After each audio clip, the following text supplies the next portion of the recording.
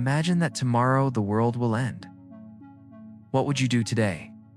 Would you spend your last day on Earth with your loved ones, watching the sunset over the ocean?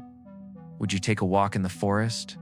Or maybe climb up a mountain to see the stars more clearly? Or perhaps you'd stay indoors, tuck in bed with a good book and a cup of tea, watching the rain fall outside and thinking about how you used to feel when you were young and alive? Everyone would respond differently to this question, yet we all know the answer deep down. We all have our own ways of coping with the end of something, even if that something is as insignificant as a vacation or as important as our own existence.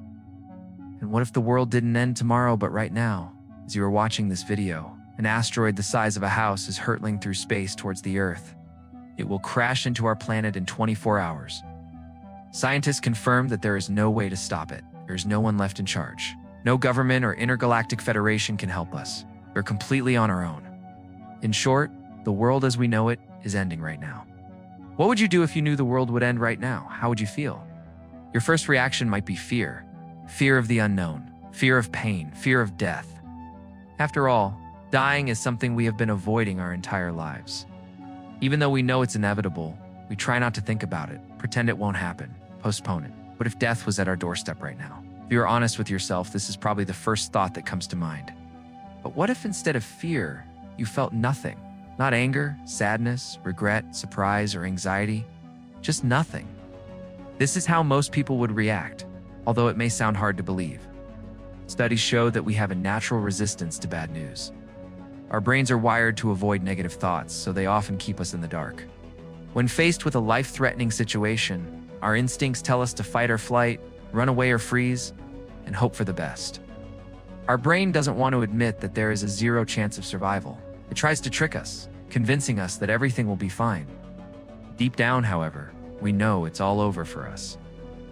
If you are still with me, if you manage to push aside your fear and think clearly, your next thought would probably be about the others, your loved ones, your friends and family. You'd worry about their reaction, their feelings, their fate. But what if you stopped for a second and thought about the bigger picture? What if you looked at the stars and realized that death is part of the universe?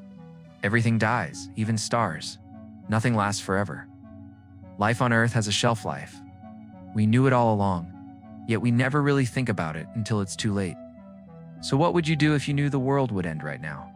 Now that you've come to terms with your own death? Now that you stopped worrying about what will happen to your loved ones and the state of the world? What would you do? What would you feel? Perhaps it is time to let go of all that anger and frustration you've been holding on to for so long.